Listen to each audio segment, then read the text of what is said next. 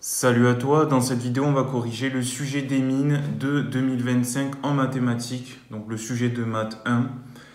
Alors il y avait 3 heures pour faire ce sujet et c'était un sujet qui portait essentiellement sur l'analyse et en particulier les probabilités. Donc on va tout de suite commencer avec les notations et résultats admis. Donc on se fixait un entier naturel non nul n, on se prenait un espace proba oméga p d'oméga p qui était fini. Donc ça veut dire que le cardinal de oméga est fini. Ensuite on notait L0 d'oméga, les variables aléatoires d'oméga dans R. Donc on nous fait remarquer qu'on a x d'oméga qui est fini du coup parce que oméga est fini, donc forcément l'ensemble image est aussi fini. Juste pour la notation de 0 d'oméga, c'est pas. Peut-être vous avez jamais vu cette notation, mais elle est ok, je trouve, parce que vous savez, dans un espace proba, pas forcément fini, enfin, pas avec forcément oméga qui est fini, on a décroissance DLP avec Holder. Et donc, forcément, le plus gros espace, ça va être L0 d'oméga par extension. Et du coup, ça représente bien l'ensemble des variables aléatoires d'oméga dans R. Après, donc, on prend x dans L0 d'oméga et on définit l'espérance, donc ça vous connaissez. Ensuite, la loi de Radmacher, donc ça peut-être c'est nouveau pour certains. Donc en fait, x suit une loi de Radmacher si ces valeurs possibles c'est moins 1 ou 1, avec proba 1 demi à chaque fois. Ça, c'est par exemple utilisé pour faire les marches aléatoires sur z. Après, donc, on introduisait la norme P, pour P supérieur ou égal à 1 d'une variable aléatoire. Ça aussi, c'est assez connu, normalement, c'est OK. Et en fait, ça peut poser peut-être problème à certains à première vue, comme ça, qu'on prend la norme P d'une variable aléatoire réelle, comme ça, alors que la norme P, normalement, on la définit sur LP. Mais en fait, vu que là, oméga est fini, en fait, on a tous les LP qui sont égaux. Ouais, vous voyez, parce qu'en fait, on a espérance de valeur absolue de x à la puissance P qui est toujours finie.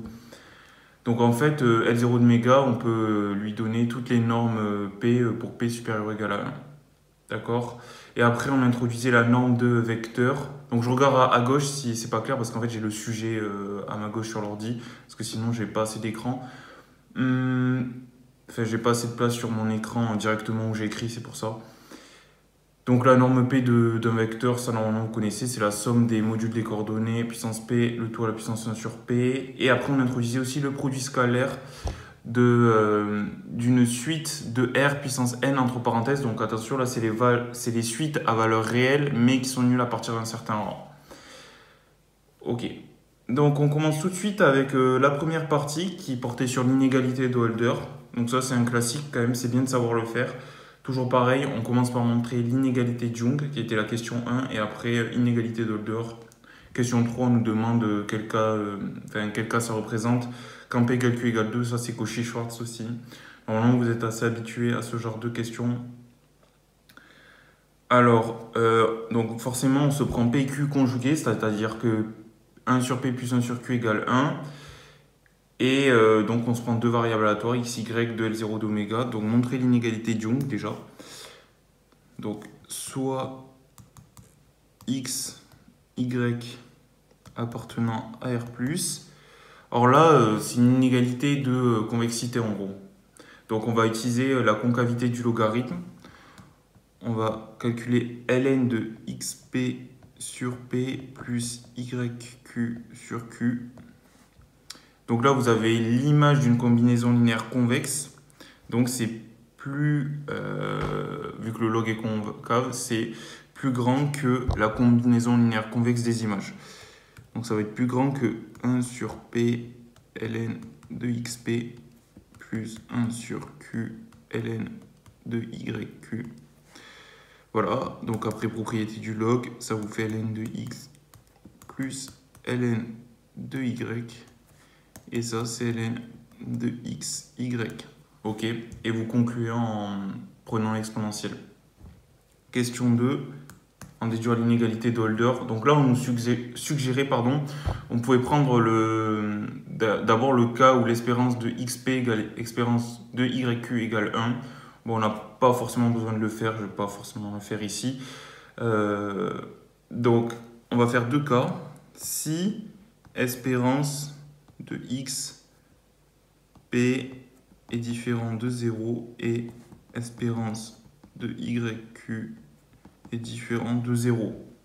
Dans ce cas-là, vous voyez, on va utiliser l'inégalité de Young avec petit x égale à grand X sur espérance de x P, le tout à la puissance 1 sur P, et Y qui est égal à grand Y sur espérance de YQ, le tout à la puissance 1 sur Q. Comme ceci. Et tout déroule tout seul. Là, vous remplacez ça. Donc, ça vous donne X, Y sur les dénominateurs.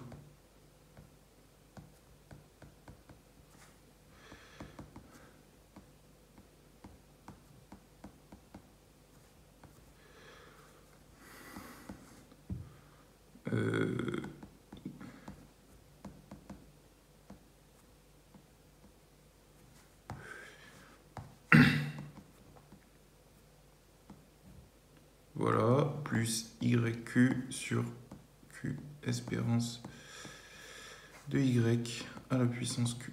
Voilà, on a exactement ça. Et là, il suffit de prendre l'espérance dans cette inégalité. Donc vous prenez l'espérance et après vous multipliez par le dénominateur là du terme de gauche. Donc ça nous donne espérance de XY qui est inférieur ou égal à... Donc vous voyez, en prenant l'espérance à droite, on a les quotients qui valent 1, c'est-à-dire espérance de XP sur espérance de XP, ça fait 1. Donc il reste 1 sur P, pareil à droite, plus 1 sur Q. Et 1 sur P plus 1 sur Q, ça fait 1. Donc au final, on a 1 fois le dénominateur du terme de gauche, donc espérance de XP, puissance 1 sur P, espérance de YQ à la puissance 1 sur Q. Ok? Donc là, on est bon. Mais ça, c'était dans le cas où les espérances de XP, YQ sont non nulles. Sinon, on a espérance de XP égale à 0 ou espérance de YQ égale à 0.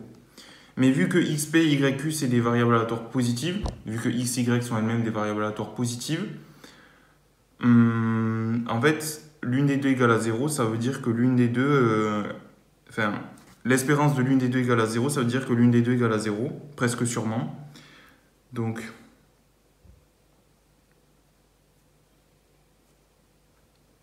en gros, sinon, deux points, on a ça qui est équivalent à XP égale à 0 presque sûrement, ou YQ égale à 0 presque sûrement. Et ça, c'est équivalent à X égale à 0 presque sûrement, ou Y égale à 0 presque sûrement. Ok. Et du coup, vous voyez qu'on a dans notre inégalité 0 inférieur ou égal à 0 dans ce cas-là. Donc elle est bien vérifiée, l'inégalité. Inégalité. Ok. Très bien. Question 3. Donc je l'avais dit vite fait à l'oral. Si P égale Q égale 2, c'est l'inégalité de Cauchy-Schwarz. On a valeur absolue donc de l'espérance de XY, c'est en fait X scalaire Y, hein, qui est inférieure à la norme 2 de X. Ça, c'est espérance de X au carré à la puissance 1 demi, norme de Y2. Ok, donc peut-être je vous l'écris. Alors, j'ai mis une valeur absolue parce qu'en fait, l'espérance de XY, elle est positive. Toujours parce qu'on a des variables aléatoires positives. Donc, ça, c'est égal à l'espérance de XY.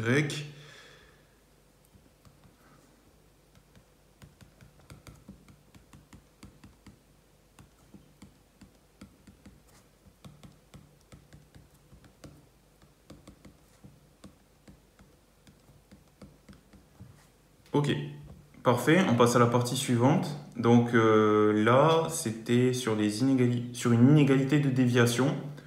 En gros, on va arriver à la question 7 à une inégalité. Et en fait, cette inégalité-là, en fait, c'est l'inégalité d'Hoeffding. Okay, donc, c'est pas dit directement, mais ça aussi, c'est une inégalité connue qu'il est bon de savoir montrer. Alors, on se prenait une famille de variables aléatoires qui suivent une loi de Radmacher, qui sont toutes indépendantes. Et on nous demande déjà de montrer que le cosinus hyperbolique il est inférieur à exponentielle de t carré sur 2 sur r. Ça aussi, c'est une question qui revient assez... Enfin, pas souvent, je dirais, mais qui tombe de temps en temps. Et c'est bon d'avoir l'idée en tête, on gagne un temps énorme, en fait. Et surtout que c'est pas difficile. En fait, là, l'astuce, c'est de passer par les séries entières. C'est assez rapide. Là, vous voyez le cosinus, donc peut-être soit t appartenant à r. Donc, le développement en série entière de cosinus hyperbolique de t, c'est la somme pour n égale 0 à l'infini de t puissance 2n sur 2n factoriel et celui d'exponentielle de t carré sur 2. Donc vous connaissez celui de l'exponentielle, c'est la somme infinie des t puissance n sur n factoriel, et vous mettez du t carré sur 2 dedans, et vous avez la somme pour n égale 0 à l'infini de t 2n sur 2 puissance n, n factoriel. Voilà. Et maintenant, vous voyez qu'on a 2n factoriel qui est plus grand que 2 puissance n, n factoriel. Si vous ne voyez pas pourquoi, c'est qu'en fait, à gauche, donc vous avez le produit des entiers de 1 à 2n, et à droite, vous avez le produit des nombres pairs de 1 à 2n. Ok, donc forcément, le terme de gauche est plus grand que le terme de droite. Si vous ne voyez pas pourquoi à droite, on a le produit des nombres pairs de 1 à 2n, vous factorisez tous les termes par 2, vous avez un 2 puissance n qui apparaît, et après, il vous reste n factoriel en fait. Donc vu qu'on a ça, en prenant l'inverse en multipliant par t puissance 2n, on a que t 2n sur 2n factoriel qui est plus petit que t 2n sur 2 puissance n, n factoriel. Et donc vous avez que cosinus hyperbolique de t est plus petit que exponentielle de t carré sur 2. Parfait. Question 5.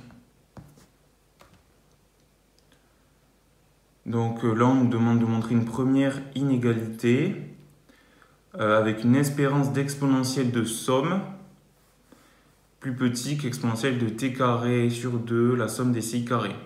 Ok, les ci, c'est un vecteur de Rn. Et t est positif. Alors pour ça, vous voyez, on a une exponentielle de somme. Donc ça, c'est un produit d'exponentielle.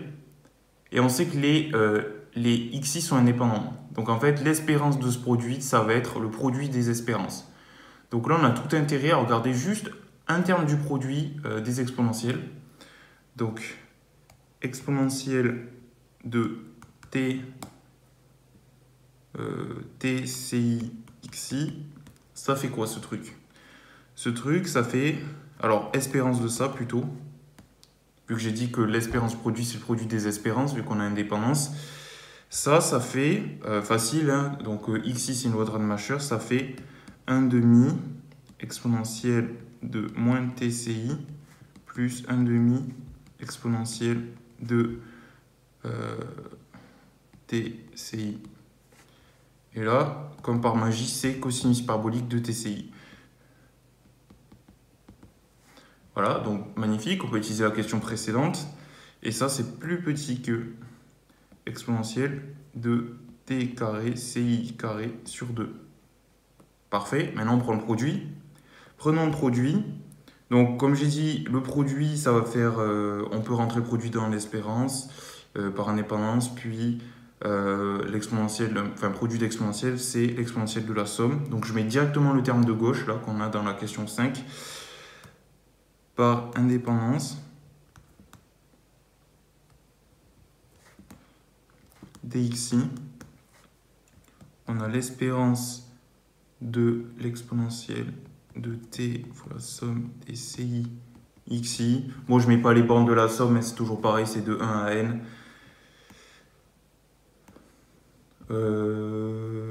Donc ça, c'est du coup plus petit que le produit là, à droite. Donc, le produit de l'exponentielle, ça fait l'exponentielle de la somme, exponentielle de En fait, exactement ce qu'on a en question 5. Hein. T carré sur 2, la somme des CI carré. Ok? Parfait. Question suivante. Alors là, on nous demande de montrer une autre inégalité avec l'inégalité de Markov. Donc, petit rappel sur l'inégalité de Markov. Alors, soit x, une variable aléatoire positive, ça c'est les hypothèses de Markov, et a positif, un réel positif.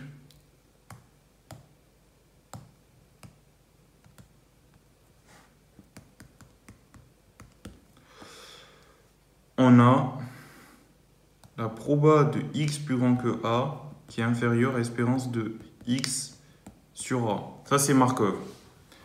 Alors comment on montre ça? Ça fait une demi-ligne, du coup il est bon de le savoir. Juste, on a l'indicatrice de x plus grand que a qui est plus petit que x sur a. Et vous prenez juste l'espérance et c'est bon. Hein, parce que l'espérance de x plus grand que a, enfin de l'indicatrice de x plus grand que a, ça c'est la proba de x plus grand que a. Voilà. Donc maintenant on va montrer l'inégalité. Alors là vous voyez on reconnaît clairement l'inégalité de Markov. On a envie de prendre a égale, donc on a envie de prendre a égale exponentielle de tx.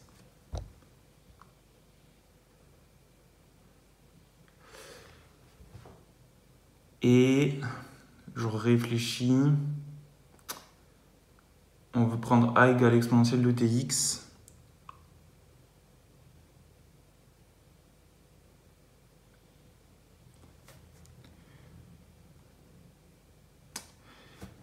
Donc, allons-y.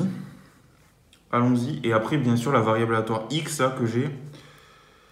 Vous voyez ici, cette variable aléatoire grand X de mon inégalité de Markov, j'ai envie que ça soit l'exponentielle de x fois la valeur absolue de la somme des CXI, vu que c'est ce que j'ai dans mon énoncé de la question 6. Donc, si on applique Markov avec ça, donc ça c'est bien une variable aléatoire positive, hein. Exponentielle de x fois la valeur absolue de la somme des CXI plus grand que l'exponentielle tx. Ça, du coup, c'est plus petit que l'espérance de ma variable aléatoire.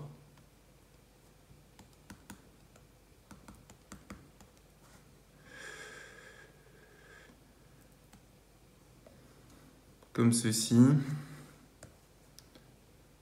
Or, tu vois, je ne vais même pas diviser par exponentielle tx, je multiplie par exponentielle de moins tx, c'est la même chose, mais pour directement coller plus à l'énoncé. Donc j'ai ça avec Markov. Si tu veux, je le réécris. J'ai ceci. Et après, vous voyez, là on a envie d'utiliser la question précédente, la 5. Sauf que notre question précédente, elle est valable que pour... sans la valeur absolue sur la somme des CXI. Qu'est-ce qu'on fait pour ça? Astuce très classique. Ça, c'est plus petit qu'exponentielle de moins tx, ça je le garde.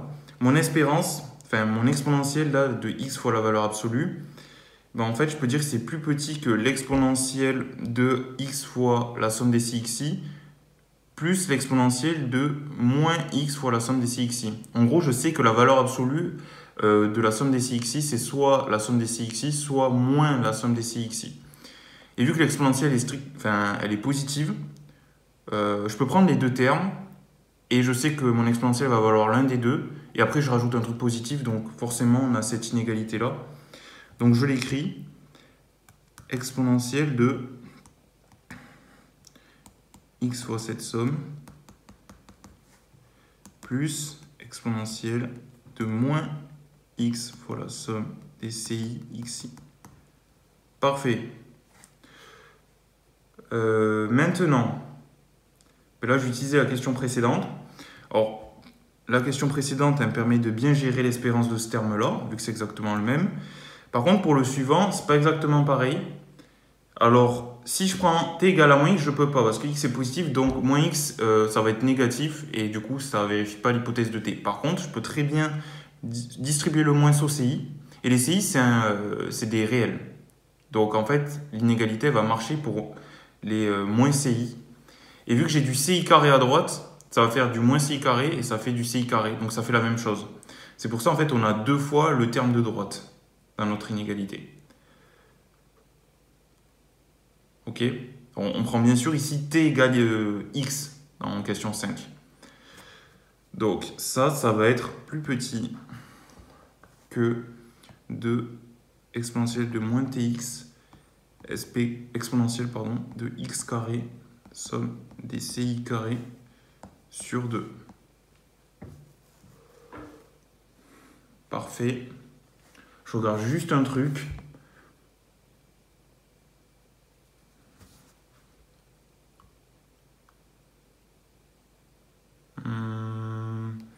Ouais, on est tout bon. Maintenant, question suivante. La fameuse inégalité de Hövding. Alors, c'est l'inégalité de Hövding, mais avec les hypothèses qu'on a, donc les xi suivent une loi de Radmacher. Mais si vous prenez une inégalité de Hövding et vous l'appliquez dans ce cas-là, on a exactement la question 7. Alors, comment on montre ça? Avec la question précédente, bien sûr. Alors, là, vous voyez, notre inégalité, elle a plus de x. Donc, en fait, on va avoir le libre choix d'un x positif qui nous arrange pour montrer cette inégalité. Alors, qu'est-ce qu'on pourrait prendre? Si on regarde le terme de droite, on veut du moins t carré sur 2 somme des ci carrés. Alors, ce qu'on va faire, c'est qu'on va prendre déjà un x qui a au dénominateur une somme de ci carrés pour qu'elle se simplifie avec la somme des ci carrés qu'on a au numérateur en question 6. Et après, on a du t carré au numérateur en question 7, donc on va prendre du t au numérateur pour petit x. Donc on va tester ce que ça marche, si ça marche, et en vrai ça marche. Mais il faut faire le test. Après, il n'y avait pas 18 000 possibilités. Donc vous voyez, si on prend x égale à t sur la somme des ci carrés, j'applique ma question 6.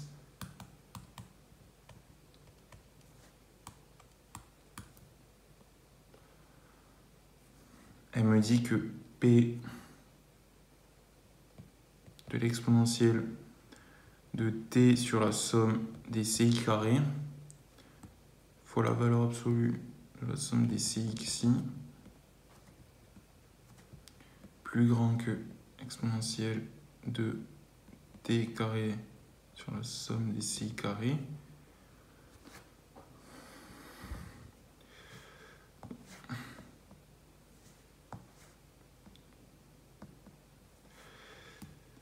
c'est plus petit que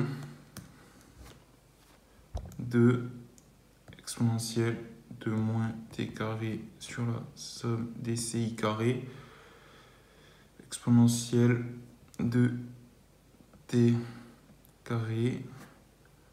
Bon alors, je vais directement écrire la simplification vu qu'on l'a dit. On va avoir du t carré sur 2 fois la somme des ci carré. Parfait. Et ça, c'est égal à 2 fois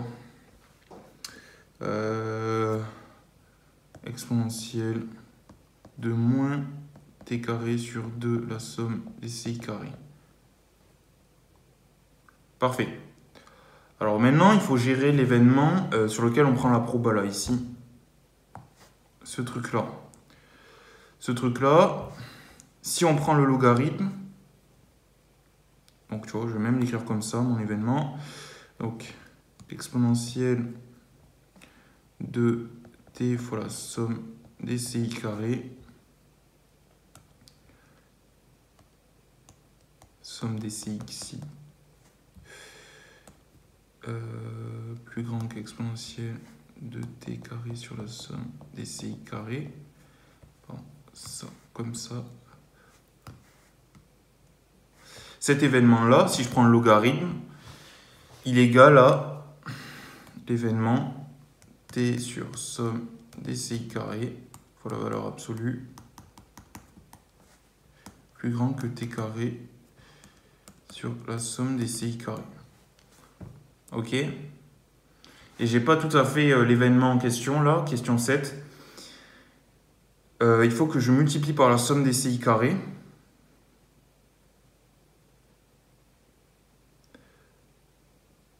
Et que je divise par t. Donc, le truc, c'est que je ne peux pas forcément diviser par t vu que t est positif. Et je revois aussi que si je multiplie par la somme des ci carré, en fait, si elle est nulle, cette somme-là, le truc, c'est que j'aurai une inégalité stricte. Et j'ai une inégalité stricte dans l'énoncé. Donc, si t égale à 0, l'inégalité, elle est OK, vous voyez, parce qu'à droite, j'ai 2 fois l'exponentielle de 0, donc j'ai 2, et une proba, c'est forcément plus petit que 2. Donc, l'inégalité est OK.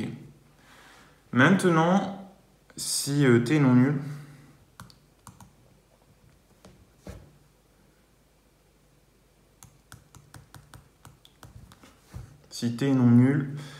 je peux diviser par t. Et après, si je multiplie par la somme des ci carrés, donc si elle est nulle, ça veut dire que tous les ci sont nuls. Ah oui, mais attendez, pardon, excusez-moi, dans l'énoncé, ils sont non nuls. Le vecteur est non nul. Donc la somme des ci carrés est différente de 0. Ok. Excusez-moi. Donc sinon, on n'a pas besoin à gérer ce cas. Juste t est différent de 0. On divise tout par t, on multiplie par la somme des ci carrés. On a que... Donc cet événement, je vais l'appeler A, j'ai pas envie de le réécrire. A est égal à cet événement. Donc la valeur absolue de la somme des cxi plus grand que t. Et donc la question est finie. Okay, vous remplacez cet événement par le truc que j'ai souligné en rouge et vous avez l'inégalité souhaitée. Parfait. Question suivante. Donc on passe à une nouvelle partie, inégalité de Khinchin.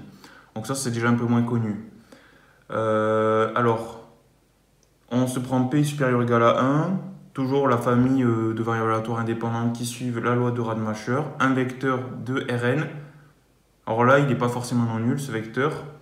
Et on commence, question 8, par prendre une variable aléatoire réelle positive finie, c'est-à-dire que x d'oméga est fini. Donc là, on pourrait faire une critique un peu, c'est que dans l'énoncé, déjà dans les notations résultat admis, il nous disait qu'oméga était fini, donc il nous faisait remarquer que... Ah oui, mais on ne prend pas forcément que... Enfin, c'est bizarre, si, quand même, parce que oméga, ça reste le même. Ils l'ont défini en début de sujet, donc... Je trouve ça un peu maladroit de leur part, mais bon, c'est toujours bon de le rappeler, peut-être parce qu'on en a besoin. Peut-être c'est pour ça qu'ils nous le rappelaient. Donc tout ça pour dire que x d'oméga est fini. On prend fx, la fonction définie pour tout t positif, par p de x, enfin fx de t est égal à p de x plus grand que t, strictement plus grand. Alors là, vous voyez clairement que c'est 1 moins la fonction de répartition. En fait, c'est la fonction de non-répartition fx de t qu'ils ont écrit. La fonction de répartition, du coup, je rappelle, c'est p de x inférieur ou égal à t. Donc aussi, ce qui est bon de savoir, c'est que cette fonction-là, elle est quadlaque, c'est-à-dire elle est continue à droite avec limite à gauche. Et du coup, forcément, la fonction d'anti-répartition, vu que c'est à combinaison linéaire près, c'est la fonction de répartition, elle est aussi quadlaque. Mais après, avec les hypothèses fortes qu'ils nous donnent, on n'a pas besoin de tout ce matériel-là, mais c'est bon de le savoir. Et donc, on nous demande de commencer par montrer que l'intégrale sur R plus de t puissance p moins 1 fx de t, elle converge. Alors, question 8.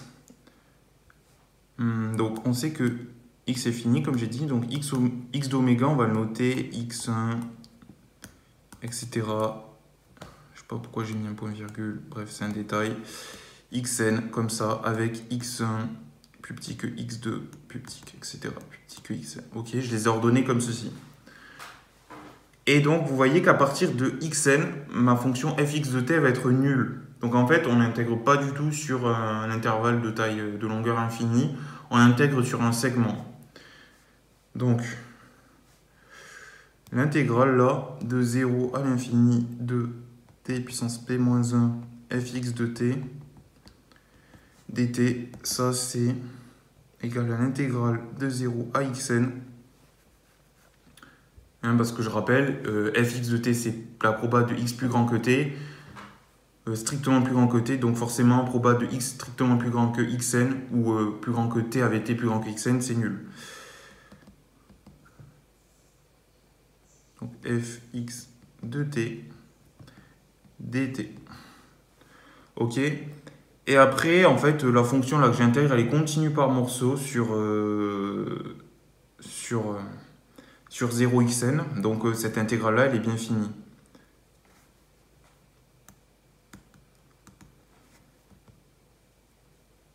Fonction qui a t associe tp-1 fx de t et continue par morceau sur 0xn. Comme ceci. En fait, fx de t, c'est une fonction en escalier même. Ok. Donc multiplié par tp-1, ça me fait une fonction continue par morceau. Très bien. Donc elle converge cette intégrale, puis montrer que l'espérance de x puissance p, c'est égal à p fois l'intégrale 0 à l'infini de de t puissance p moins 1 fx de t. Alors en fait, cette égalité, elle est vraie même avec des conditions plus larges. On n'a pas besoin de la finitude de x. Mais là, c'est hors programme, du coup, c'est pour ça qu'ils l'ont pas mis. En fait, ça utilise le théorème de Fubini. Mais là, du coup, c'est pas au programme de prépa. C'est pour ça qu'on nous donne ces hypothèses-là. Mais c'est bon à savoir. Donc là, forcément, on va faire la preuve dans le cadre des hypothèses qu'on a. Alors pour ça, je vais partir du terme de droite.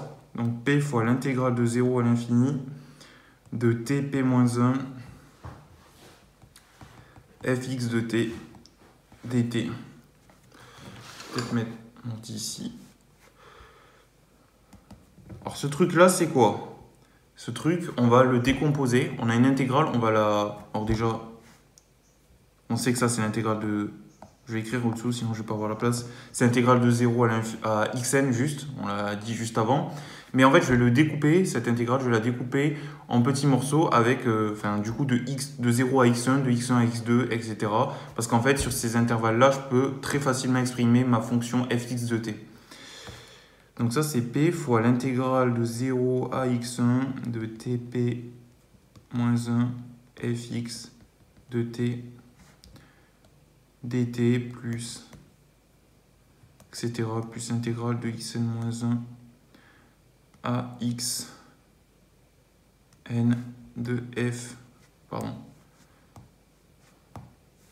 de tp moins 1 fx de t dt. Parfait. Alors maintenant, je vais exprimer fx de t sur chacun de ces intervalles. Donc c'est p fois l'intégrale de 0 à x1 de tp-1. Qu'est-ce que vaut fx de t sur cet intervalle-là? Donc c'est la proba de x plus grand que t. Donc là, vous voyez, c'est 1 en fait. Ok. C'est 1 sauf en x1. En x1, c'est 1 moins la somme des probas de x égale à xi pour i plus grand que supérieur ou égal à 2. Mais ça, c'est le cas quand un point, un nombre fini de points, on sait que si une fonction est différente d'une autre, un nombre fini de points, ils ont la même intégrale. Du coup, je vais pouvoir remplacer ça par 1, il n'y a pas de problème. Plus après, donc je vais faire l'intégrale de x1, x2. Alors, l'intégrale de x1 à x2 de tp-1. Alors, fx de t, il vaut quoi là? Il vaut, comme j'ai dit, 1 moins la proba. Alors pardon, je sais pas ce que j'ai dit tout à l'heure, peut-être je me suis embrouillé, c'était soit la somme des probas de x égale à xi pour i supérieur ou égal à 2, soit 1 moins la proba de x égale à x1. C'est la même chose. Bon là je vais l'écrire comme ça, la proba de x égale à x1. Comme ceci, plus etc. plus ma dernière intégrale, elle vaut donc l'intégrale de xn-1 à xn de tp-1. Et là du coup la proba de x égale à xn dt. J'ai ceci. Maintenant, facile, j'ai des intégrales avec des constantes, je peux les sortir et à chaque fois j'intègre TP-1. Donc primitif de TP-1 c'est TP sur P. Et d'ailleurs, ça va simplifier avec ma constante P qui est devant. Donc tout ça pour dire qu'au final j'ai x1 puissance P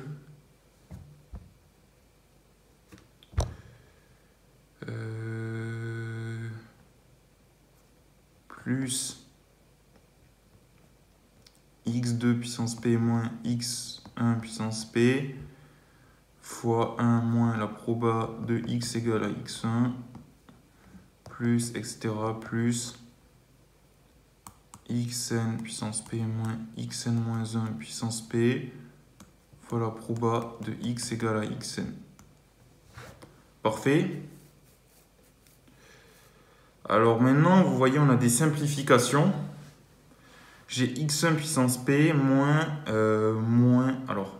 x1 puissance P. Et après, j'ai du plus x1 puissance P fois P de x égale à x1. Donc, égal à x1 puissance P, P de x égale à x1. Après, pareil pour x de puissance P. Donc, j'ai du x de puissance P moins x de puissance P fois P de x égale à x1. Mais après, le terme suivant, j'ai du plus x de puissance P fois P de x égale à x1. Donc ça simplifie et au final, j'ai x de puissance P, P de x égale à x2. Plus etc. Plus le dernier terme qui est égal à xn puissance P, P de x égale à xn. Voilà, et là, tu as compris ce qu'on a. On a exactement l'espérance de xp. Ok? J'espère que c'est clair. Donc ça, c'est fait. On passe à la question 9. Donc dans cette question, on suppose que la somme des CI carrés égale à 1. Et déjà, on va montrer que l'intégrale de 0 à l'infini de t puissance 3 exponentielle de moins t carré sur 2 converge. Donc là, c'est très facile. Donc déjà, cette fonction-là, qui a t associé t puissance 3 exponentielle de moins t carré sur 2, elle est continue sur R+. Donc ce que tu as déjà, c'est que l'intégrale de 0 à 1 de t puissance 3 exponentielle de moins t carré sur 2 dt qui est fini. Puis après, tu sais que cette fonction-là, je vais l'appeler f pour éviter de la réécrire plusieurs fois. F de t, c'est un petit taux en l'infini de 1 sur t2. Ok, tu sais que l'intégrale de 1 sur t carré de 1 à l'infini dt, elle converge. Et du coup, par comparaison,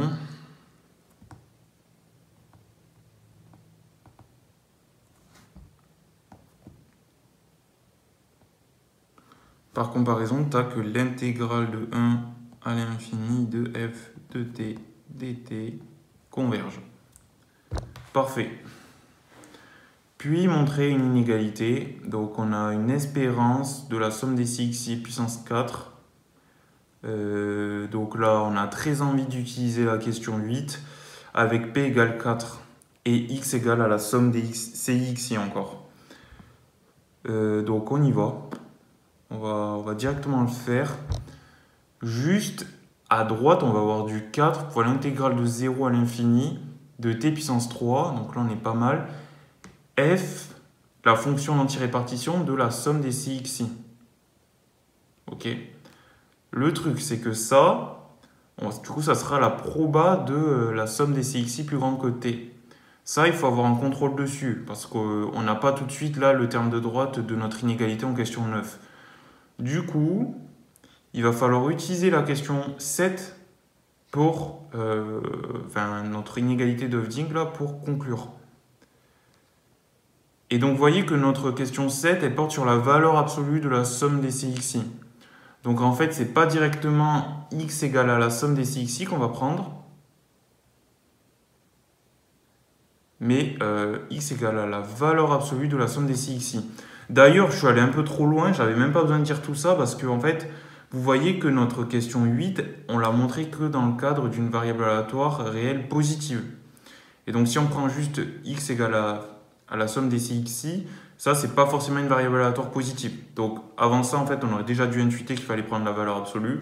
Mais avec ce que j'ai dit aussi, ça confirme qu'il faut prendre ça. Donc là, il y a juste à écrire les choses maintenant. Donc question 9. Ah bon, je l'ai déjà écrit, c'est la deuxième partie de la question 9. Alors, l'espérance de la somme des CXI à la puissance 4, ça c'est... Bon, je reviens à la ligne parce qu'en fait j'ai plus la place à droite. Ça c'est l'espérance de la valeur absolue de la somme des CXI à la puissance 4. Donc là, j'applique la question 8, c'est égal à 4 fois l'intégrale de 0 à l'infini de t puissance 3, la proba de valeur absolue de la somme des CXI plus grand que t, dt. Et là, donc, si tu veux, je te l'écris, ça c'est question 8. Maintenant, on revient en question 7. Ça va être plus petit que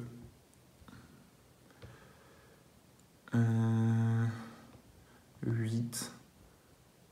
Alors, je pense que c'est directement le terme qu'on a. Je vais juste regarder avec l'inégalité 7 de la question 7. Donc 2. Ah oui, là aussi, vous avez à droite 2 fois l'exponentielle de moins t carré sur 2 somme des ci carré. Là, il faut utiliser que la somme des ci carré égale 1. Donc, intégrale de 0 à l'infini de t puissance 3 exponentielle de moins t carré sur 2 dt. J'ai ça. Et c'est exactement ce qu'il fallait. Donc ça, c'est la question 7. Question 10. Question 10. Montrer que l'espérance de la somme des CXI au carré, c'est la somme des CI carrés. Donc là, c'est pas difficile. L'espérance de la somme des CXI, bon, I égale 1 à n carré, là, ça c'est égal à la somme des CI carrés. Du coup, ce qu'on va faire, c'est qu'on va développer la somme. Enfin, on a un produit de deux sommes, on va développer. Donc, ça me donne l'espérance de la somme des CI carré xi carré pour i égale 1 à n plus la somme des i différents de j ci cj xi xj. Ok. J'ai juste séparé en deux sommes en fait les couples ij avec i égale j et i différent j. Si tu vois ça avec un carré, tes sommes doubles, en gros j'ai séparé la diagonale du reste. Pourquoi? Parce qu'à gauche, du coup, alors xi carré, c'est facile, ça vaut 1, ça, parce que xi vaut plus 1 ou moins 1. Donc en fait, espérance de la somme des ci carrés, ça fait somme des ci carrés, c'est une constante.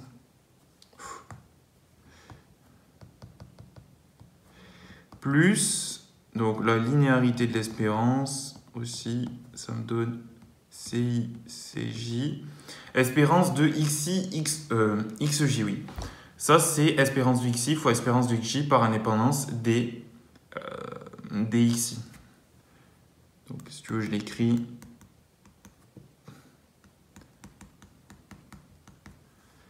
Et en fait, ces espérances, elles sont nulles. Tu as juste à le calculer, c'est facile. Hein. C'est les images fois les probas des images associées. Et donc, ça fait 1,5 moins 1,5 et ça fait 0. L'espérance d'une loi de Radmacher, d'une variable aléatoire qui suit une loi de Radmacher, c'est 0. Donc en fait, il ne me reste plus que la première somme, la somme des CI carrés. Parfait. Question 11. En déduire qu'il existe un réel bêta B strictement positif tel que la norme P de la somme des CXI en fait est plus petite que bêta P fois la norme 2 de la somme des CXI. En gros, on nous dit que on nous demande de montrer que la norme 2 domine la norme P. En fait, ça c'est dans un but, après si on regarde la suite du sujet, de montrer une équivalence de normes, de la norme P et de la norme 2. Alors, pour la question 11, ben, vous voyez, on a très envie de diviser par la somme des CXI au carré. Enfin, de l'espérance de ça. Puissance 1/2. En gros, la norme 2. Alors, est-ce qu'on peut faire ça? Ben là, vous voyez, on n'a pas forcément les CI qui sont un vecteur non nul. Donc, ça peut valoir 0. On sait aussi, d'après la question précédente, que cette espérance, c'est la somme des CI carrés. Donc là, on va faire une disjonction de cas, pardon. Si la somme des... Enfin, même, tu vois, je vais t'écrire si...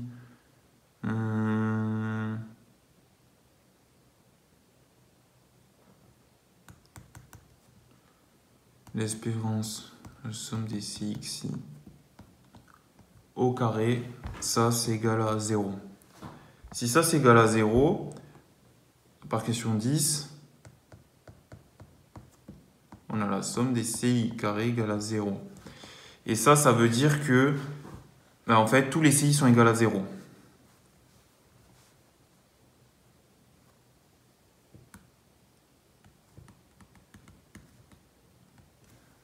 Donc n indicène, c'est l'ensemble des entiers de 1 à n. C'est une notation assez courante, surtout chez les pays anglophones.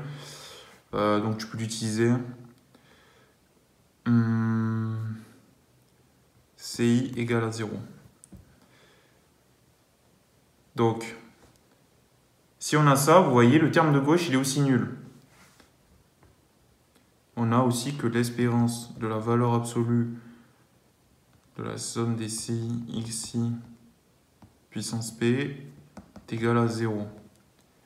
Donc l'inégalité, elle est OK, on a 0 inférieur ou égal à 0. Pour tout bêta p strictement positif.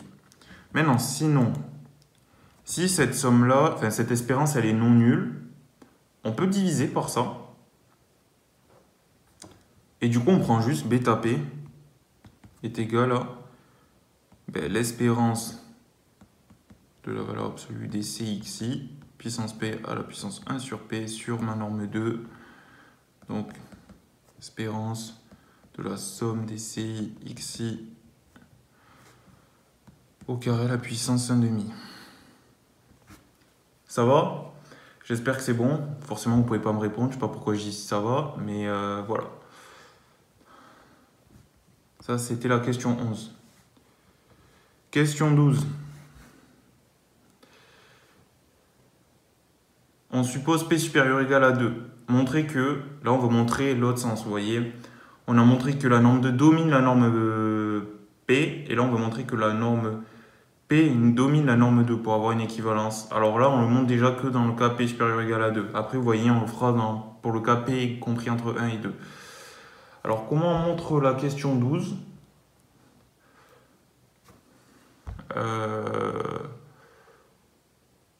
On va faire du holder. Donc,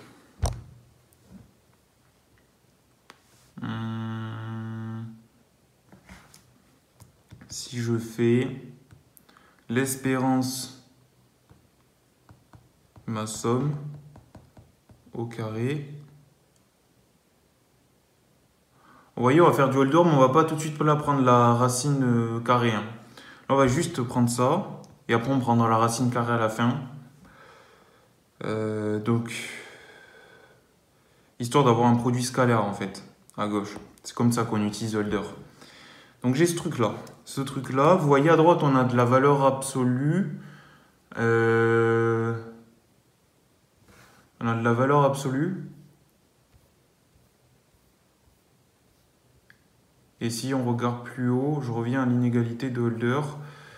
Vous voyez, ouais, on a de la valeur absolue. Du coup, il va falloir mettre de la valeur absolue comme on a fait avant avec la puissance 4. Pardon, je suis descendu trop bas. Ouais, on est là. On est là. Donc, ça, c'est l'espérance de valeur absolue de ma somme au carré. Et là, il me faut un produit scalaire. Donc, je vais rajouter un 1 ici pour faire du holder entre ma somme au carré là et mon 1, ma variable aléatoire qui vaut 1. Donc, j'ai ça. Alors maintenant, holder, je le fais avec quoi? Vous voyez, je veux une puissance P là dans mon espérance à droite.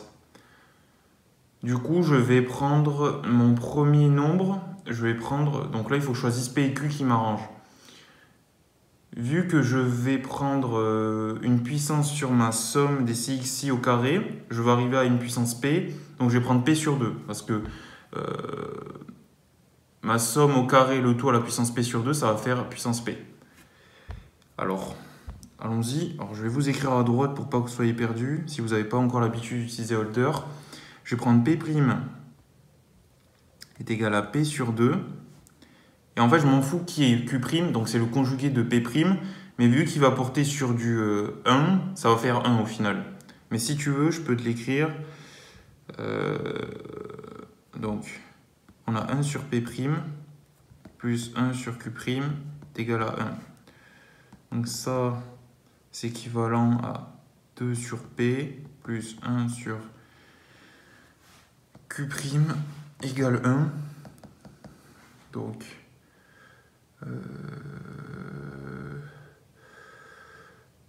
Q' égale à 1 sur 1 moins 2 sur P.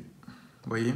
C'est ça en fait, mon autre nombre conjugué égale à 1 sur 1 moins 2 sur P. Mais en fait, peu importe. Peu importe. Donc si j'utilise holder, ça me donne espérance de valeur absolue de somme des CXI à la puissance P, vu qu'on a tout fait pour. Puissance du coup 1 sur P', donc 2 sur P. Parfait. Fois, donc je te l'écris si tu as envie, l'espérance de 1 à la puissance Q'. Donc Q', j'ai pas envie de remplacer là parce que l'expression est assez grosse, je vais pas avoir la place. Q', puissance 1 sur Q'. Donc 1 sur Q', c'est juste 1 moins 2 sur P. Ok, mais ça fait 1 là. Ce truc-là, ça fait 1. C'est pour ça que c'est pas hyper important, mais c'est bien de le justifier pour un écrit. Donc au final, ça me fait ceci.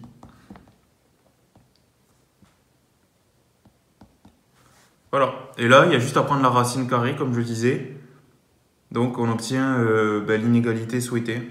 Donc je ne vais pas l'écrire, mais tu as juste à écrire ce qu'on nous donne en question 12. Question 13.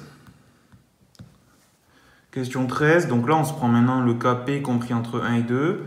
Et on commence par nous demander de justifier qu'il existe θ dans 0,1 tel que 1 demi est égal à θ sur P plus 1 moins θ sur 4. Alors, ce qu'on va faire pour faire cette question-là, on va exprimer θ en fonction de P. Et avec l'encadrement qu'on a sur P, on va en fait montrer que θ est compris entre 0 et 1. Donc c'est parti. 1 demi égale θ sur P plus 1 moins θ sur 4. Ça c'est équivalent à 1 égale 2θ sur P plus 1 moins θ sur 2. En fait, je réalise, je fais ça, il n'y a pas besoin de faire ça. Parce que forcément, en fait, on nous fait montrer cette égalité dans un but d'utiliser encore holder en question 14. Et du coup, on a besoin d'une relation de conjugaison. C'est pour ça que je voulais écrire 1 égale 1 sur P plus 1 sur Q. Mais là, on n'a pas besoin pour cette question. Alors, pardon. Je vais juste résoudre ça. Exprimer θ en fonction de P. Donc, je vais multiplier par 4P. Donc, ça fait 2P égale 4θ plus P facteur. Même je vais distribuer. Hop. Donc, P moins Pθ. Ok.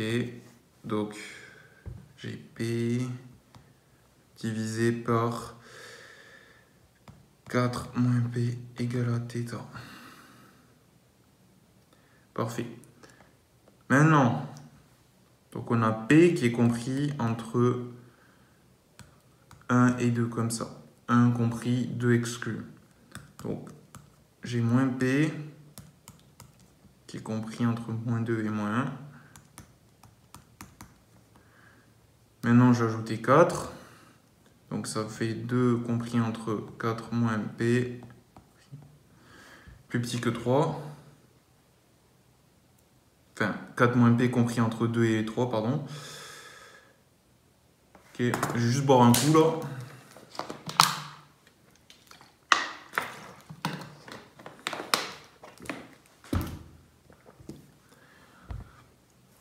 Ok, donc j'ai additionné 4.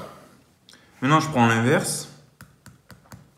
Donc, 1 tiers plus petit que 1 sur 4 moins P plus petit que 1 demi.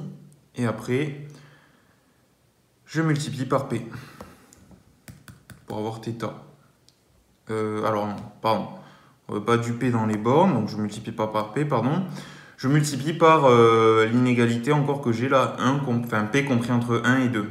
Ok, donc je vais avoir 1 fois 1 tiers, donc 1 tiers inférieur ou égal à θ inférieur à 1.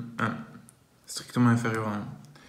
Ok, donc si tu voulais l'écrire, tu écrivais le système. Donc cette inégalité.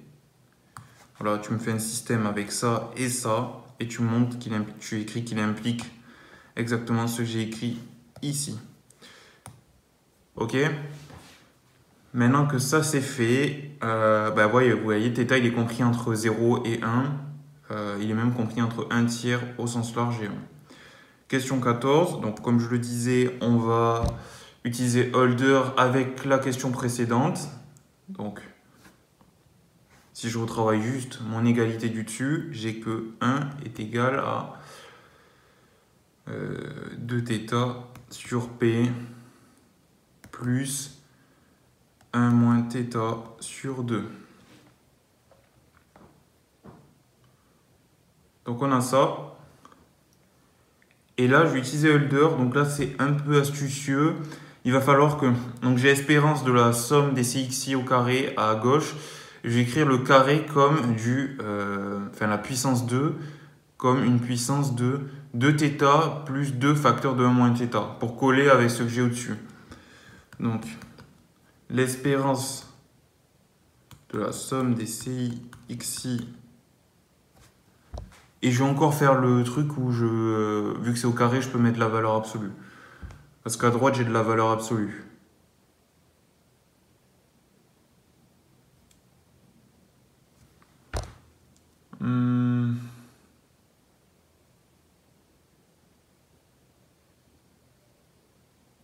En fait, je réfléchissais à un truc. C'est que, en fait, on a une norme. On a une norme, donc en fait, dans la norme, on a espérance de la valeur absolue qui apparaît quoi qu'il en soit, vous voyez. Donc en vrai, dans le holder, cas le plus général, on n'a pas besoin de faire cette astuce là où on met une valeur absolue parce qu'on a une puissance paire. Mais là, vous voyez, dans le cas qu'on a montré, on a pris des variables aléatoires positives et on a pris des variables aléatoires positives. On n'a pas de valeur absolue dans notre inégalité de Holder. Donc c'est pour ça que là, avec le sujet en question, je fais cette astuce. Mais si on avait montré Holder cas général, on n'avait pas besoin de faire ça à chaque fois. Voilà, c'était juste une parenthèse. Donc là, je l'écris direct avec la valeur absolue. C'est égal à l'espérance de cette somme, de la valeur absolue de cette somme, 2 puissance θ, enfin puissance 2θ plus 2 facteurs de 1 moins θ. Parfait. Donc là, vous voyez, je split mon produit en deux avec du 2θ et du 2 facteur de 1 moins θ. Et je fais du Holder sur chacun des deux. Alors, qu'est-ce que je vais faire? Alors, il faut regarder ce que je veux avoir. Je veux avoir du puissance P déjà. Puissance P, donc je vais prendre P sur 2θ. Donc, vous voyez ça, si je retravaille mon égalité, ici, c'est 1 égal à 1 sur P sur 2θ plus 1 sur 2 sur 1 moins θ. Donc là, j'ai P et Q.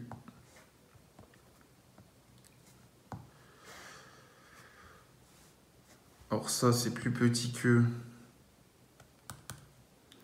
l'espérance, oui, de somme des CXI à la puissance P, le tout à la puissance de θ sur P fois la somme, enfin, fois l'espérance de la somme des CXI. Alors, là, j'ai du 2 fois 1 moins θ, puissance 2 sur 1 moins θ. Donc, j'ai 4. Et là, j'ai 1 moins θ sur 2. Voilà. Parfait, c'est exactement ce qu'il fallait. Donc, question suivante. La question 15. Montrer qu'il existe alpha p tilde strictement positif tel que, en fait, on a la domination donc, de la norme P sur la norme 2. Ok. Alors, pour faire ça, toujours pareil, on a très envie de diviser par l'espérance de la somme des CI xi carré. Donc, c'est ce qu'on va faire. Toujours pareil, on va faire une disjonction de K.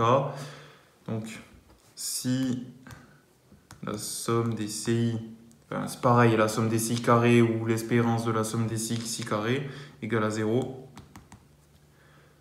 on a 0 inférieur ou égal à 0. Donc, c'est toujours vrai, peu importe alpha tilde P qu'on prend.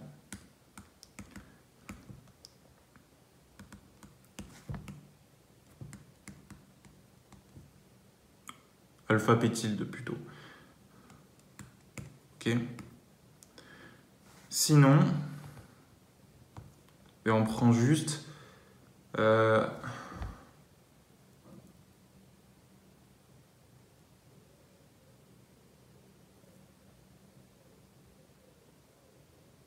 oui.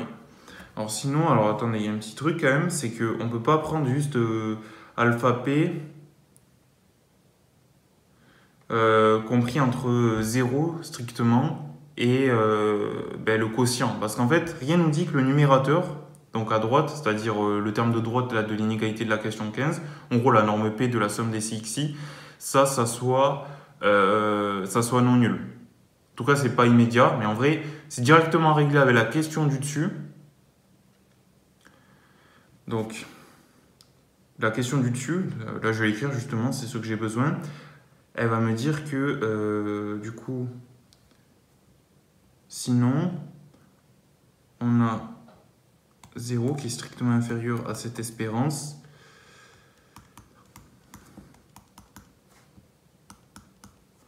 Ok. Donc voilà, et ça c'est supérieur ou égal à... C'est loin à écrire.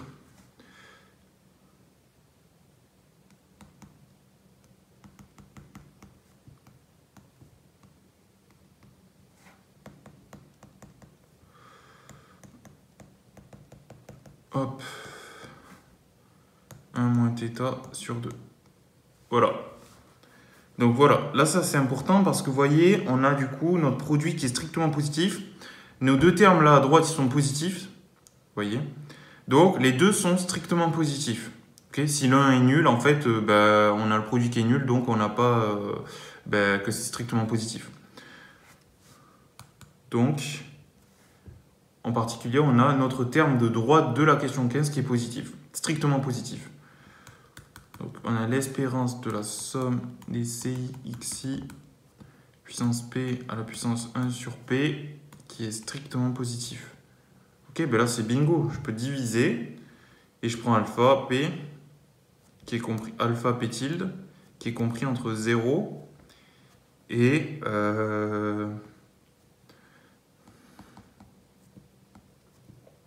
ça du coup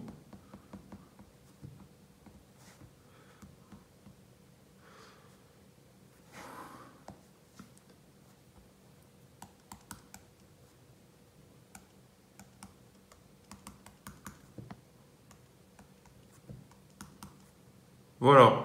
Et ça, du coup, justement, ce truc-là, tout ça, c'est Bon, je vais te l'écrire en couleur aussi. Ça, c'est strictement positif. Ouais, non, c'est pas beau. Hop, je vais te l'écrire comme ça. Tout ça là, c'est strictement positif. Parce qu'on a dit juste avant. Voilà. Donc on a bien alpha pétile qui peut être choisi. C'était important de montrer que c'était strictement positif. Donc on a montré la question 15 et la question 16, c'est pour conclure du coup de la domination de la norme P sur la norme 2, quelle que soit la valeur de P. Ben là en fait c'est juste c'est juste en fait réunir la question 15 et la question 12. Ok. Donc je prends en fait alpha P qui est égal au min entre alpha P tilde et 1. Voilà. Parce qu'en question 12, on avait 1, enfin, comme constante qui marchait, et pour la question 15, on a alpha P tilde.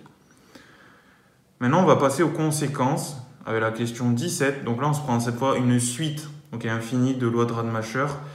Et on commence par nous demander de montrer que phi est un produit scalaire. Donc phi est défini par l'espérance de xy. Enfin, elle est définie sur L0 d'oméga carré.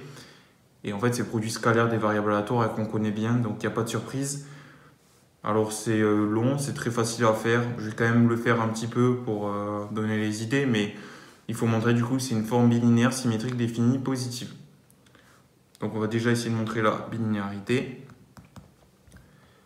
Donc pour ça, il faut se prendre plein de variables au pluriel, soit x1, x2, y1, y2 appartenant L0 de oméga, lambda appartenant à R, parce qu'on a un REV.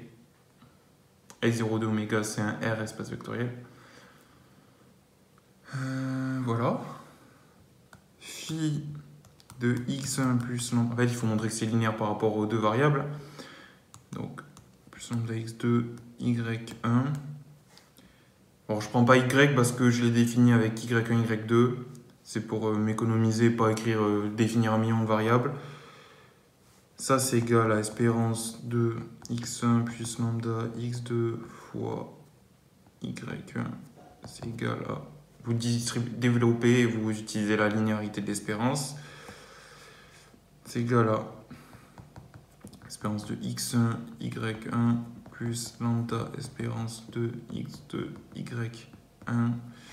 Et ça, c'est phi de x1, y1 plus lambda phi de x2, y1. Ok, il faut faire pareil à droite avec y1 et y2 et x1 à gauche. Donc, vous montrez comme ça la bilinéarité. Après, il faut montrer que c'est symétrique. Donc là, c'est pas compliqué aussi. Phi de x1, y1, c'est espérance de x1, y1. C'est juste la commutativité sur R, en fait. y1, x1. Et c'est égal à espérance de... Pardon, c'est égal à phi de y1, x1. Parfait. Le fait que ça soit défini, donc phi de x1, x1, il faut montrer que c'est positif. Ça, c'est espérance de x1 carré. Et oui, c'est positif. Ok, x1 carré positif, donc prenez l'espérance dans l'inégalité et vous avez ça. Et enfin, que ça soit positif. Ouais. Non, là j'ai montré que c'est positif et montrer maintenant que ça soit défini, pardon. Donc montrer que ça soit défini. Donc pour ça il faut montrer que phi de x1 égale à 0. Ça implique que x1 égale à 0. Ça implique que espérance de x1 carré égale à 0. Ça implique que x1 carré, vu que x1 carré c'est une variable aléatoire positive, elle est égale à 0 presque sûrement. Ça implique que x1 égale à 0 presque sûrement. Mais en fait c'est 0 vu qu'on est dans L droit, on a quotienté par la relation d'équivalence égale partout, presque partout, donc presque sûrement égal. Et même dans l'énoncé, on vous rappelait qu'on identifiera la variable aléatoire égale à 0 presque sûrement à la variable aléatoire nulle. Donc en gros, c'est bon. Ça, c'est 0. Donc on peut enlever les presque sûrement même. Voilà, donc en fait, mon application, là, elle est bien, ma forme bilinéaire. Alors bien sûr, elle a la valeur d'un R aussi. Hein. Je n'ai pas dit, mais phi va de L0 d'oméga carré dans R. Donc elle est bien définie. C'était le dernier point. Donc c'est un produit scalaire. Question 18, on nous demande, donc on nous introduit une application psi. Psi qui va de l'ensemble des suites réelles nulles à partir d'un certain rang. Rappelez-vous, on le notait R puissance n entre parenthèses. Et qui a cette suite-là, U, elle associe la somme infinie de UI xi. Déjà, il faut montrer que psi prend ses valeurs dans L0 de oméga. Bon, là, on va juste montrer en fait que la somme, elle est finie en réalité. Donc, soit U appartenant à R puissance n entre parenthèses, on va noter n, le max, le max des i appartenant à n tel que ui est non nul. Et en fait, on a psi de u qui est donc égal à la somme pour i égale 0 à n de ui xi. Et ça appartient bien à L0 d'oméga. Et plus intéressant là que psi conserve le produit scalaire. Donc là, on va se prendre v pareil dans R puissance n entre parenthèses. Et je vais montrer que, alors, phi de psi de u, psi de v, ça, je vais montrer que c'est égal à u scalaire v. Alors, je vais aussi là noter, donc là, petit m, le max des VI tels que, des I tels que VI est non nul. Je vais en avoir besoin.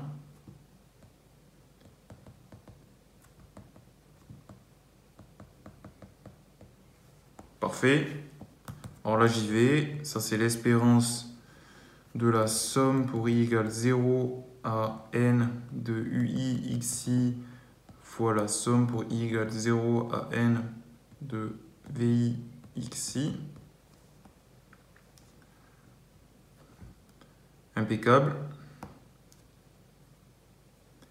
Alors là, c'est petit m, pardon. Comme ceci. Et là, pareil. Du coup, je vais réunir les couples tels que on a i différent de j et i égale j.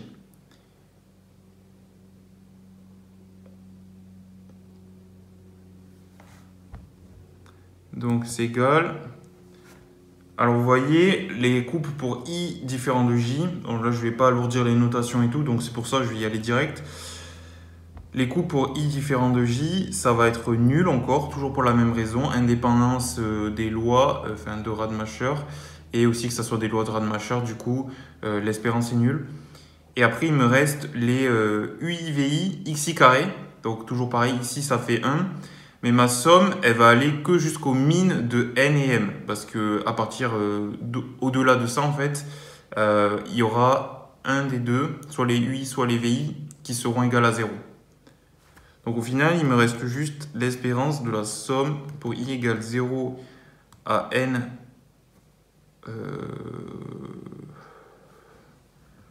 au min. Alors attendez, on va écrire ça proprement. nm, comme ça, de ui vi.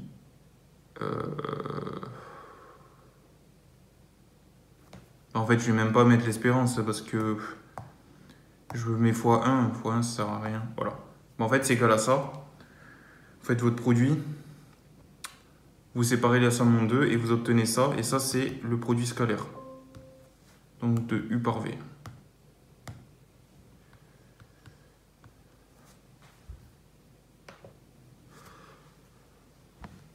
Ok. Question 19.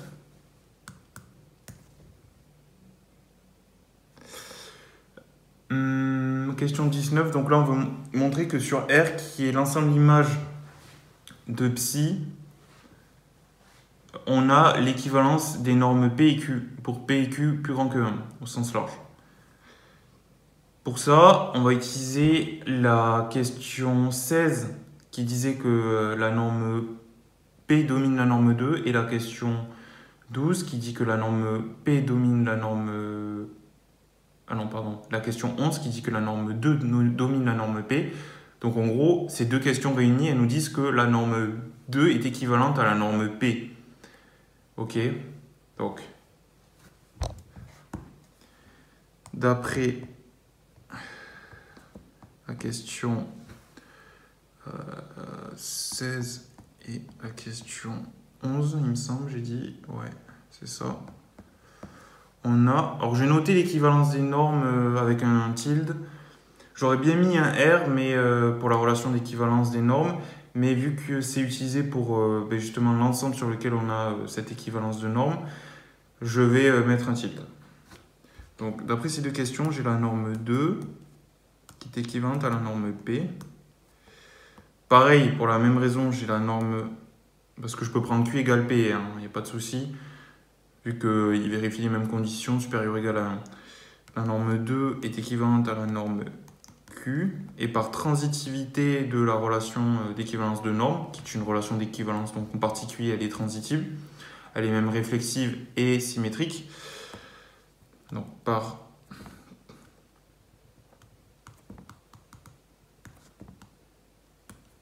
de cette relation d'équivalence, peut-être je l'écris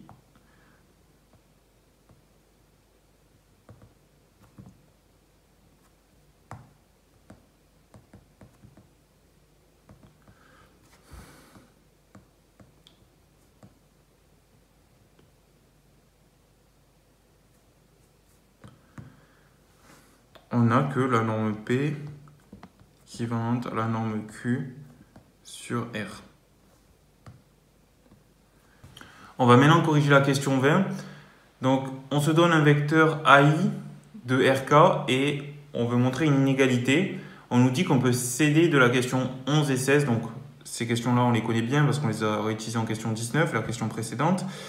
C'est celle qui permet de dire que la norme 2 est équivalente à la norme P sur R, l'espace image de l'ensemble image de psi.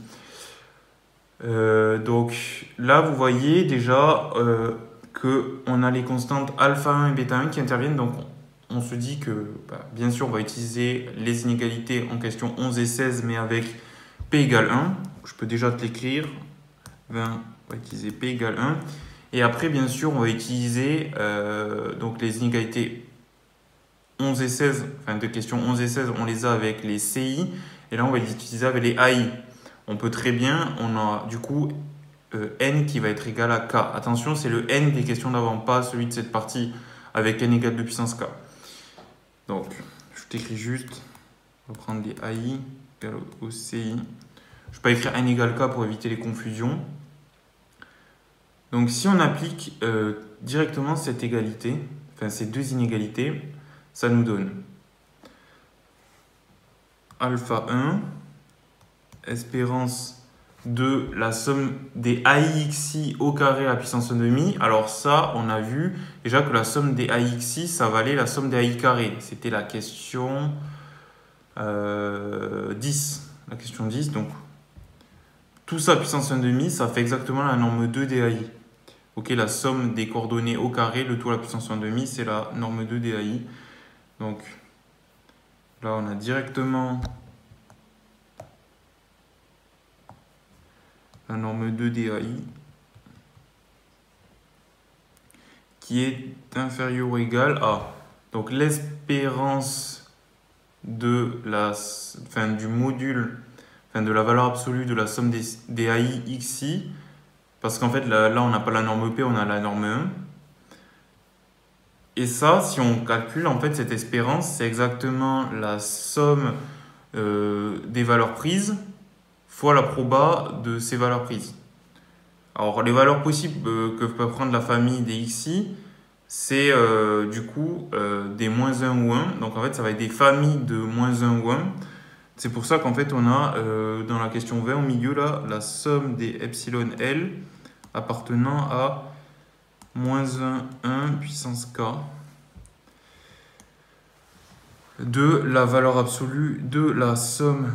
Du coup, ça, c'est les images, enfin, les valeurs possibles que peuvent prendre la somme des AI epsilon, enfin xi, pardon, AI xi.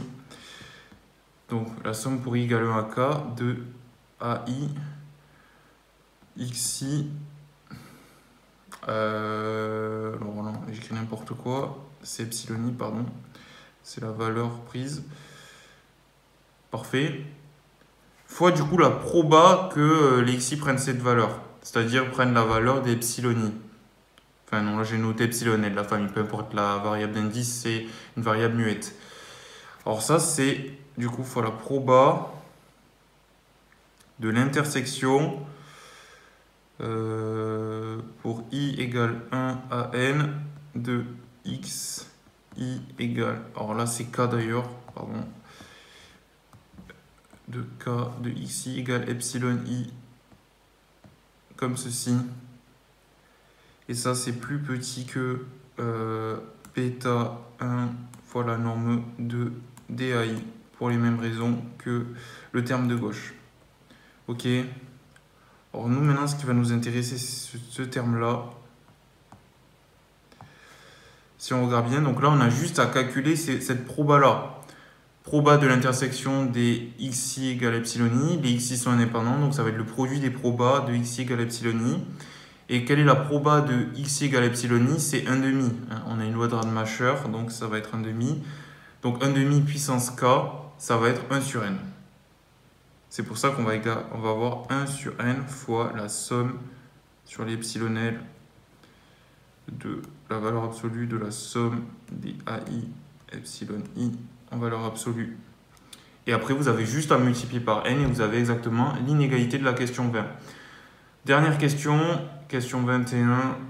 Montrer, enfin en déduire du coup de ce qu'on a montré précédemment, qu'il existe un sous-espace vectoriel f de dimension k de Rn tel que on a une égalité qui ressemble très fortement à ce qu'on a juste avant.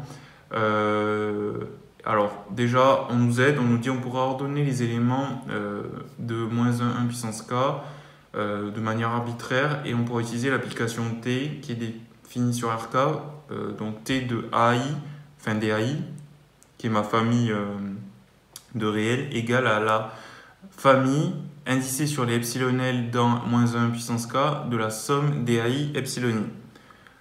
Très bien. Donc en fait, cette application-là, T déjà, elle est linéaire. Alors là, c'est très facile à montrer. Prenez AI includant R, enfin bon, allez, appartenant à R puissance K, BI appartenant à R puissance K, et je prends lambda dans R. T de la famille des AI plus lambda BI, c'est égal à T de la famille des AI plus lambda BI, comme ceci. Puis après, ça c'est égal à la famille de la somme pour i égale 1 à k de AI plus lambda BI epsilon i. Donc ça c'est pour les epsilon L. Bon, appartenant à moins 1 puissance k, on connaît. Et ça du coup, c'est égal à la somme des AI epsilon i plus lambda la somme des BI epsilon i. Et ça c'est égal à T de AI de la famille des AI plus lambda T famille des BI. Donc T est linéaire. Maintenant, on va montrer que T est injective. Pourquoi T est injective? T de la famille DAI égale à 0. Nous, on va montrer que la famille DAI est nulle, du coup. Ça implique que pour tout epsilon L appartenant à moins 1 puissance K, la somme pour I égale 1 à K de AI epsilon I est égale à 0. Autrement dit, on a un système à 2 puissance K équations, n équations. Mais on ne va pas toutes les utiliser, on n'en a pas besoin de toutes. Donc, ça implique quoi? Nous, on veut montrer que les AI sont tous nuls. Pour ça, on va prendre déjà l'équation qui nous dit que la somme des AI vaut 0. Donc ça correspond à epsilon E qui est la famille avec que des 1. Et après, on va prendre les epsilon L, c'est les familles où on a un quelque part et des moins 1 partout. Comme ça va nous permettre de sommer ces équations-là qu'on obtient avec la première pour en fait isoler les AI. Donc, en fait, ça implique le système suivant. Donc là, je prends plus que K plus une équation. J'en avais 2 puissance K, j'en prends plus que K plus une. Je vais avoir A1 plus, etc. plus AN égale à... Alors, c'est un K, pardon. AK égale à 0. Après, je vais prendre A1 moins A2 moins A3 moins etc. moins AK égale à 0. Après, je vais prendre moins A1 plus A2 moins A3 etc. Pardon, moins AK égale à 0. Etc. Et après, je vais prendre moins A1, moins etc. moins AK moins 1 plus AK égale à 0. J'ai tout ça. Et vous voyez, avec ce que j'ai dit, en sommant la première avec les autres, à chaque fois, donc on fait K somme d'équations, on va avoir 2A1 égale à 0, donc je te l'écris directement, A1 égale à 0, AK égale à 0. Ok. Donc j'ai montré que T était injective. Et ça c'est génial parce que du coup, si on note F égale à im de T, c'est égal à... donc ça c'est bon.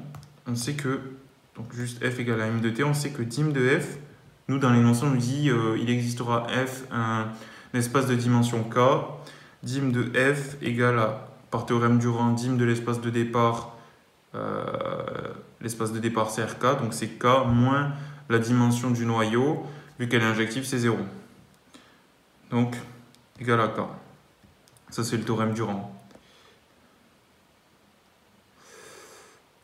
Donc, maintenant qu'on a ça, on n'est pas trop mal. On se prend X dans F. Donc, X, il s'écrit...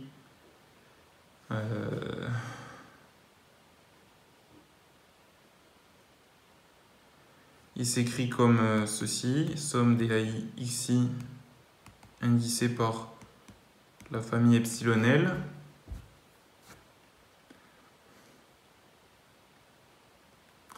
Et maintenant, on va appliquer la question 20. On va appliquer la question 20. Donc au milieu, vous voyez, on va avoir exactement la norme 1 de x. Donc là, il n'y a aucun travail à faire, c'est bon là. Par contre, à gauche, c'est pas exactement ça. Mais on va voir comment on peut se ramener à ça. Donc,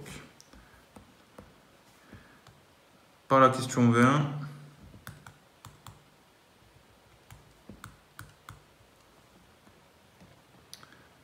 on a que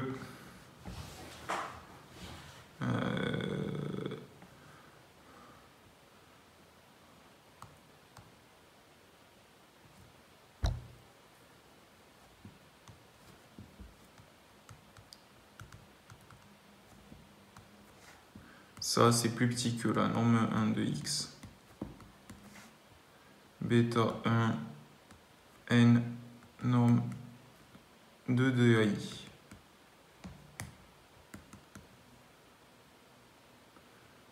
Parfait.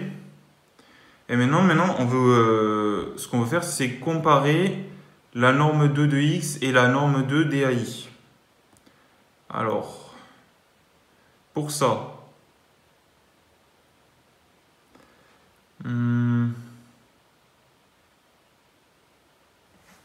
la norme 2 de x. Alors, je vais la prendre au carré parce que j'ai pas envie de me trimballer une racine carrée là. Mais après, on pourra juste la prendre, c'est pas un souci. La norme 2 de x, c'est la somme sur les epsilon L des coordonnées. Donc, la somme des AI epsilon I au carré. Ok. Là, je vais développer ma somme. La somme sur les epsilon L de la somme des AI carré. Epsilon I carré, ça fait 1. Donc I égale 1 à K plus la somme pour I différent de J des AI à J epsilon I epsilon J.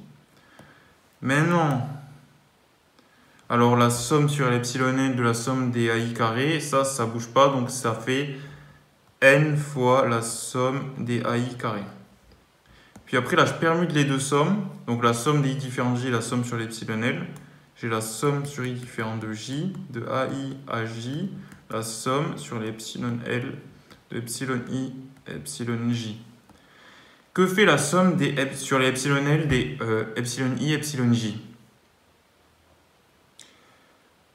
Alors, vous voyez, epsilon I et epsilon J peuvent valoir plus ou moins 1. Si on dit qu'en position I, on a un 1 et en J aussi, on a une position 1. On a un 1 en position J. Ça veut dire que le produit est égal à 1. Et ça, il y a combien de façons de faire une famille qui vérifie ça? Ben, en position I et J, c'est fixé, on a un 1, mais après, on a le champ des possibles qu'on veut. Donc, on va avoir deux possibilités fois 2 fois 2. Il y a K-2 emplacements qui restent. Donc, 2 puissance K moins 2 façons de le faire. Après, on peut prendre en position I, en position J, un 1 et un moins 1, par exemple. Donc, on va avoir 2 puissance K moins 2 façons de faire ça aussi. Après, on peut prendre moins 1 et 1. Je ne sais plus ce que j'ai dit moins 1, 1, donc 1 moins 1, ou le contraire. Mais ça aussi, il y a 2 puissance K moins 2 façons de le faire. Et après, moins 1 et moins 1, ça fait 1 le produit. Et il y a 2 puissance K moins 2 façons de le faire. Donc en fait, on va avoir 2 puissance K moins 2, moins 2 puissance K moins 2, moins 2 puissance K moins 2, plus 2 puissance K moins 2, et ça fait 0. Donc à la fin, il ne nous reste que n fois la somme des AI carré. Après, tu peux l'écrire si tu veux. Après, ça fait lourd, je trouve. Mais, c'est vrai que ça peut être bien d'écrire.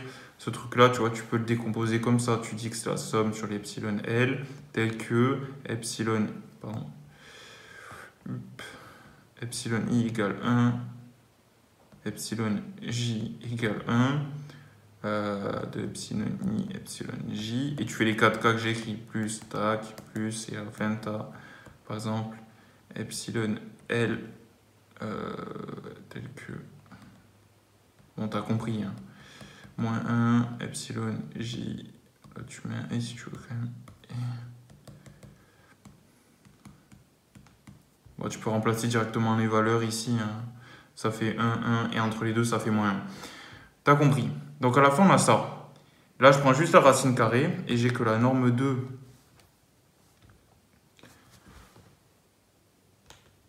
j'ai la norme 2 de x qui est égale à racine de n fois la norme 2 des AI. Parfait. Donc là, si tu vois, je reviens là, ça. Ce terme-là, je peux l'écrire comme racine de n fois AI, la norme 2 des AI. Il reste une racine de n. Et j'ai la norme 2 de x. C'est exactement ce que j'ai en dernière question. Ok, donc tu as juste à écrire la dernière inégalité, on est bon. Voilà, donc c'est la fin du sujet. Si tu as des questions, tu peux les poser en commentaire. Voilà, donc on se retrouve dans une prochaine vidéo. À bientôt.